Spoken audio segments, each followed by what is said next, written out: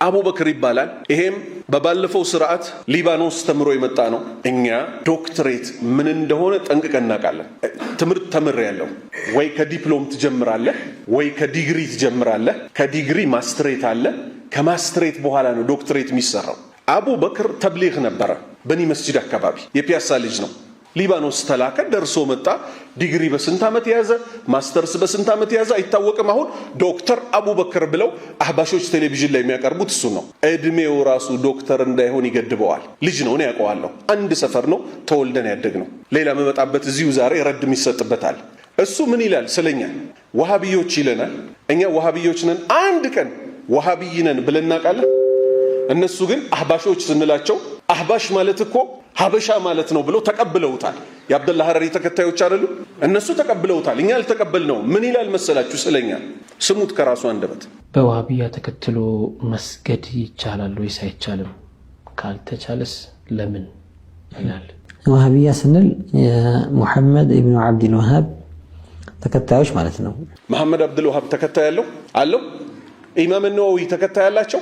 ኢማም ነወዊም አንድ አሊም ናቸው። ኢብን ሀጀርም አንድ አሊም ነው። መሐመድ አብዱል ወሃብም አንድ አሊም ነው። ኪታብ የጻፈ አሽሀዱ አን ላ ኢላሃ ኢለላህ ካለ በኋላ አሽሀዱ አነ ሙሐመድ ኢብን አብዱል ወሃብ ረሱሉላህ ያለ ሰው አለ? ሙሐመድ አብዱል ወሃብ የተባለው ግለሰብ የአላህ መልእክተኛ ነው ያለ ሰው አለ? የነቢዩን ሰለላሁ ዐለይሂ ወሰለም ቃል አንድ ቦታ በዚህ ሰውዬ ንግግር አስበልጠናል ወይ? አይደለም። የነቢዩን የሶሃባዎችን ከሶሃባዎች በኋላ የመጡትን ራሱ የእሱን ንግግር የበላይ አላደረግንም። ከሃይማኖት አስተማሪዎች መካከል አንዱ አስተማሪ ነው፣ ምንም ልዩነት የሌለው። ማናበልጠው ማናሳንሰው አንዱ ነው። የረሱል ሳይሆን ይሄ ነብዩ ሳይሆን አለይሂ ሰላቱ ወሰላም ኢነማ ይሄ አዲስ ያመጣውን አስተሳሰብ የሚከተሉ ሰዎች ናቸው። አዲስ የመጣውን አስተሳሰብ የሚከተሉ አለ። የትኛው ነው አዲስ? ከራሱ አንደበት እንሰማለን። እውነት ይሄ እኛን ይመለከተናል የሚለውን እናሳያለን ባላህ ፍቃድ። እነዚህ ሰዎች በዐቂዳ ጉዳይ ጅምሁሩል ሙስሊሚንን ይخالፋሉ። ተውሂድ ብለው የያዙት የኢብኑ ተይሚያን ተውሂድ ብለው ያሰበውን ተጅሲምን ነው። ተውሂድ ብለው የያዙትና ያሰቡት የኢብኑ ተይሚያን ነው ይላል። ኢብኑ ተይሚያም ልክ መሐመድ አብዱል ወሃብ እንዳልኳችሁ ከእስልምና ሊቆች ውስጥ አንዱ እንጂ ያውም ስተት ያለበት። መሐመድ አብዱል ወሃብም ስተት ያለበት፣ ኢማም ነወዊም ስተት ያለባቸው፣ ኢብን ሀጀርም ስተት ያለባቸው። ስተት የሌለበት ማን ብቻ ነው? ነቢዩ ሰለላሁ ዐለይሂ ወሰለም ናቸው። አላህ ጠብቋቸው ነቢይ አድርጎ ስለላካቸው እንጂ ሰው ሆኖ ማይሳሳት የለም። ተጅሲም ይላል። ተጅሲም ማለት ምን ማለት ነው? አላህ አካል ነው ብለው ያምናሉ ይላል። ቦህታን ነው አይደለም? ቅጥፈት ነው አይደለም? አላሁ ተዓላን አካል አድርጎ ማሰብንና እንዴት አካል አይደለም ብላችሁ ታወራላችሁ? ከየት አመጣችሁት እያለ የሚል ሰው የታለ ቁርአን ላይ አካል አይደለም የሚል ሐዲስ ላይ የታለ አካል አይደለም የሚል ብሎ ለተጅሲም የሚሟገትን ሰው ሼኺ ብሎ ዋና በቃ ቁድዋይ ነው ዋና መሪ ነው ብሎ የተከተለ ሰው ነው ሙሐመድ ኢብኑ አብዱል ወሃብ። ኮቴ የሚከተለው ሰው ሹፉ አላህ ለራሱ ያጸደቀው ማጽደቅ ኢማን እንጂ ኩፍር አይደለም። ለራሱ ያጸደቃቸው መገለጫዎች አሉት። እሱ መገለጫ እናምናለን። አላሁ ሱብሓነሁ ወተዓላ አዛኝ ነው፣ እናትም አዛኝ ናት። ሁለቱንም ነብዩ አጽድቀው ታለፉ። ምን ሲሉ? የእንስሳን እናት አይተው፣ የሰውን እናት እኮ አይደለም፣ የእንስሳን እናት አይተው ፈረስ ልታጠባ ወይ ግመል ልታጠባ እግሯን አነሳች። ለምን? ልጇን ላለመጨፍለቅ። ምን አሉ? እቺ እናት ከምታዝነው በላይ አላህ ለፍጡሮቹ ያዝናል አሉ። እቺ አዛኝ ናት፣ ፈጣሪም አዛኝ ነው። ምን አይነት ነው ግን የእዝነታቸው ሁኔታ? እሱ ወሁወ አርሐሙ ራሒሚን፣ ከአዛኞች ሁሉ በላጭ አዛኝ የሆነው ማን ነው? እሱ ነው። አይ ያዝናል ካልን ሰውም ስለሚያዝ ከእዝነት ቀጥሎ ደግሞ ለቅሶ ይመጣል ምናምን እያልክ ትፈላሰፋለህ እንዴ? ተፈላሰፉና የሆነ ቦታ ደረሱ። ስለዚህ ምን አሉ? ለራሱ ያጸደቃቸውን ከፍጡራን ጋር እንዳይመሳሰልብን እያሉ ለራሱ ያጸደቀውን ውድቅ ያደረጉ ያዙ። እኛስ ለይሰ ከሚትሊሂ ሸይኡን ወሁወ ሰሚዑል በሲር ዓሊም ሐሊም ዓዚዝ ሐይ ቀዩም ራዚቅ ብለን ለሱ ያጸደቀው እናጸድቃለን። ለይሰ ከሚትሊሂ ሸይኡን ለሱ ለአላህ እኮ አምሳያም ቢጤም አንድም የለውም። አንድም ወህወ ነገር ግን እሱ አላህ አሰሚዕ ሰሚ ነው፣ አልበሲር ተመልካች ነው። ራሱ አላህ ለሱ የጸደቀለትን ሰሚና ተመልካችነት ምን ሲል አጸደቀ? ወካነ ልኢንሳኑ ሰሚዓን በሲራ፣ የሰውም ልጅ እኮ ሰሚና ተመልካች ነው አለ። የኔ እይታ እዛ ዛፍ ጋር ምን እንዳለ ያሳየኝም። የአላህ እይታስ ዓለም ላይ ያለውን በጠቅላላ አንዲት ዛፍ ቅጠል አትወድቅም እሱ አውቋት ቢሆን እንጂ። የሱ መስማት ምን አይነት ነው? የኔ መስማት ምን አይነት ነው? የፍጡራን መስማት ከፈጣሪ ጋር ይለያያል። ነገር ግን ለራሱ መስማትና ማየትን አጸደቀ። ለኛም ያጸደቀልን ማን ነው? ጌታችን አላህ ነው። ይሰማል ያያል ማለት ግን እንደኛ በዚህ መልክ ነው የሚሰማው፣ ሲወርድ እንደዚህ ነው የሚወርደው ብለን አንድ ቀን በጭንቅላታችን ውል ብሎብን ያውቃል? አያውቅም። እነሱ ግን ውል ስላለባቸው ራሱ ደግሞ ይናገራል። ወደ ምን ገቡ? ወደ ታዊል ገቡ፣ ትርጉም ወደ መቀየር። ለምሳሌ አላሁ ስብሓነሁ ወተዓላ ያ ኢብሊስ አለው ማንን? ሸይጣን ማ መናዕክ ምን ከለከለ? አንተስጁደ ከመስገድ ሊማ ኸለቅቱ ከፈጠርኩት ቢየደይ በሁለት እጆቼ ከፈጠርኩት አደም ለሱ ከመስገድ ምን ከለከለ አለ። ከዚህ ምን እናጸድቃለን? ለአላህ ሁለት እጆች እንዳሉት የነቢዩ ሐዲት መጣ። ምን ሊል? ኪልተ የደይሂ አልየማን ሁለቱም የአላህ እጆች እኮ ቀኝ እጆች ናቸው አሉ። ስለዚህ እንደኛ ቀኝ ግራ ሚል ነገር እኛ ውስጥ አይፈስብንም። ለራሱ ያጸደቀው አለ። አላህ አደምን በሁለት እጆቹ ነው የፈጠረው እንላለን። እነሱስ ምን ሲሉ ተረጎሙት? እጅ ካልን ከፍጡራን ጋር ይመሳሰልብናል፣ ስለዚህ ኃይልም በለው አሉ። እሺ ችግር የለም እንበልላችሁ። አላህ ቢሊሳኒን አረቢይን ሙቢን ግልጽ በሆነ አረብኛ ነው አይደል ያወረደው። ከሷሃባዎች አንድም ኃይል ብሎ የመጣበት የለም። እጅ የሚለውን ደግሞ ይመሳሰልብኛል ያለም የለም። ለምን? ፈጣሪና ፍጡር ስለሚለያዩ። ወደ ቁም ነገራቸው ስንመጣ ሁለት ኃይሎች ይባላል እንዴ? በሁለት ኃይሎቼ የፈጠርኩት ይባላል። ቢየደይ ማለት በሁለት ነው፣ በሁለት እጆቼ። በሁለት እጆቼ ያለበትን በኃይል ብለህ ከፈሰርከው ምን ይሆናል? በሁለት ኃይሎቼ የፈጠርኩት እንዲህ የሚባል አባባል አለ በአረብኛ በኦሮምኛ። ያ ጀማዓ ከየኛ አካምሬ መልሱልኛ። ሁለት የሚባል አለ፣ ሁለት ኃይል አለ። በአማርኛም በስልጥኛም በፈለጉት ያምጡት። ሁለት ኃይል የሚባል የለም። ያጸደቀው እናጸድቃለን። ሁኔታውን ግን የሚያውቀው እሱ ብቻ ነው። አላሁ አዕለም እንላለን። ኢማናቸው ትክክል አይደለም፣ ሰላታቸው ትክክል አይደለም። ሰላታችን ትክክል አይደለም። እስከ ዛሬ የሰገድ ነው እንደዚህ ሰውዬ ማለት ነው። ሌላ ማመጣላችሁ ድምጽ ፋይል አለ። እሱ እንዲህ አይነት ንግግር ለመናገር ብቁ እንዳልሆነ ተውት። ስለ ሃይማኖት እኮ ለማውራት መጀመሪያ ሰው መሆን ይጠበቅበታል አይደል? አንድ ሰው መሆን ሲባል ልብ በሉ፣ ይሄ አፍንጫ ምላስ ምናምን ያለው አይደለም። የሰው ልጅ ስታንዳርድ አለው ሰው ለመሆን። ታማኝነት፣ አዛኝነት ይሄ የለውም። እንዴት ብሎ ኡማውን እንደሚያጭበረብር እንመጣበታለን። አይደለም ዑለማ ተብሎ ሚን ሹሩጥ ሲሐት አልቁድዋ አንድን ሰው ተከትለነው ለመስገድ ሸርጦች መካከል አንዱ የሚያሰግደው ሰውዬ ትክክለኛ ሙስሊም መሆኑ ነው። ሙስሊም ካልሆነ ላ ተሲሑ አልቁድወቱ፣ ይህን ሰውዬ ተከትሎ መስገድ አይቻልም። ሐታ ለው ሰላ ثم ተበየነ ለሁ አነሁ ካፊሩን ዩዒዱ ሰላተሁ። ደህና ሰው ነው ብሎ ከሰገደ በኋላ ይህ ሰውዬ ካፊር እንደሆነ አወቀ። ካፊር እንደሆነ በምን? የግድ መስቀል ሲያንጠለጥል ብቻ አይደለም ካፊር የሚባለው፣ ቤተ ክርስቲያን ሲሄድ ብቻ አይደለም ካፊር የሚባለው። አንዳንዱ ሙስሊም ነኝ እያለ ወልዒያዙ ቢላህ የእኛን ስም ይዞ ነገር ግን ልቡ ላይ ሰነምን የሚያመልክ አለ። ልባቸው ላይ ጣዖት የሚያመልኩ አለ። ምን አይነት ሰዎች ናቸው እስቲ ራሱ? ምክንያቱም በልብ አይደል የሚቀረጸው አንድ ነገር፣ ቀርጸው እያመለኩ ነው እያለን ነው። እስቲ የሳለውን ነገር ነው ይሄ ነው አላህ እያለ በሰገደ ቁጥር በተደፋ ቀና ባለ ቁጥር የሚስለው ያ ነው። ዱዓ ባረገ ቁጥር የሚታየው ያ ነገር ነው። ዓቢዱ ሰነም በእጁ ናሕት አድርጎ ጠርቦ የሰራውን ያመልካል፣ ይሄኛው ውስጡ የሳለውን ያመልካል። ሁለቱም መክሉቆች ናቸው። መክሉቅን የተገዛ ላ የኩኑ ሙስሊማን። ሹፍ ዓቢዱ ሰነም አለ ምን ማለት ነው? ጣዖት አምላኪ አለ። ነሳራዎችም መሆኑ ነው። በእንጨት የቀረጹትን ያመልካሉ አለ። እነዚህኛዎቹ ደግሞ በልባቸው የቀረጹትን ያመልካሉ። ሁለቱም ፍጡርን የተገዙት ፍጡርን የተገዛ ሙስሊም አይደለም ይላል። ላ ሐውለ ወላ ቁወተ ኢላ ቢላህ። አላሁ ስብሓነሁ ወተዓላ ከፍጡራን ሁሉ በላይ ከአርሽ በላይ ነው ይባላል አይደል? ቀጥታ እነሱ ምን ብለው ይጀምራሉ? አላህ ከፍጡር አይፈልግም ይላሉ። አራበላ ፍየል ወዲያ ቅዝምዝም ወዲህ አራምባና ቆቦ። አላህ ስገድ ቢለኝ ከኔ ምን ፈልጎ ነው? ከኔ ፈልጎ ነው እንዴ ስገድ ያለኝ? ስገድ ሲለኝ መስራት ግዴታዬ ነው አይደል? ጾም ሲለኝ መጾም ግዴታዬ ነው። ስጥ ሲለኝ መስጠት ግዴታዬ ነው። ልክ እንደዚህ እኔ እንዲህ ነኝ አለ።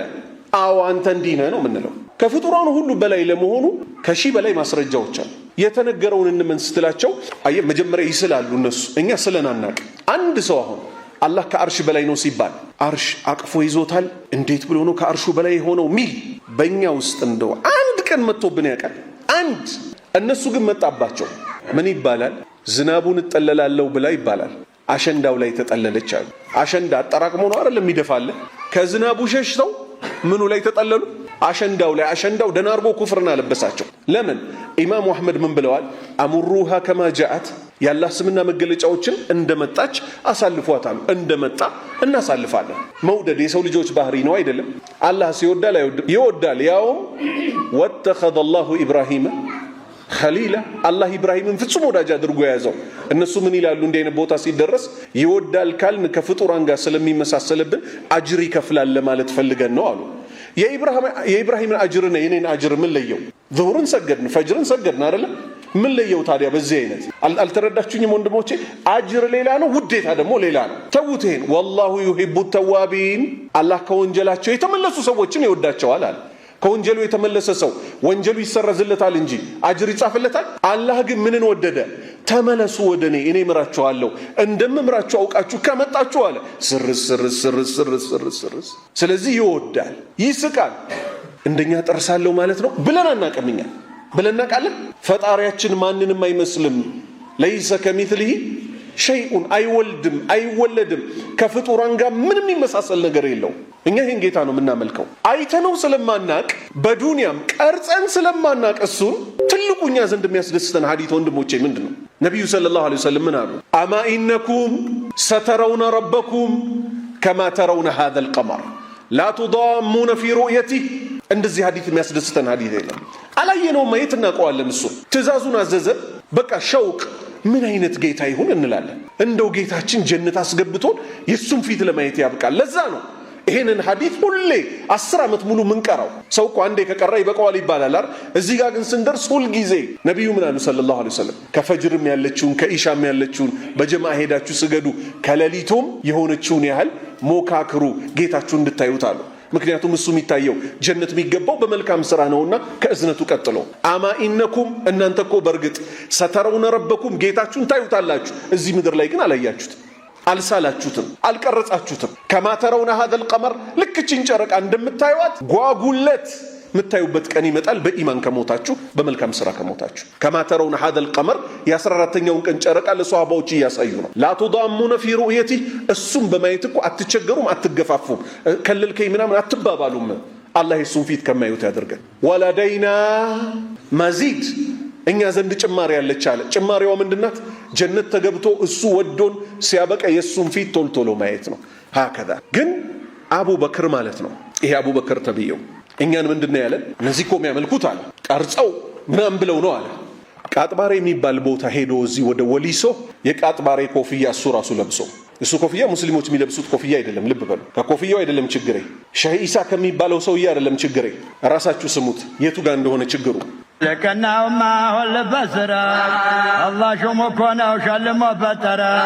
በፊት ተሰራ ጉዳው ልናገረው የአደም ጭቃ ነው እጁን አተኮረው ነበር ያሳመራል።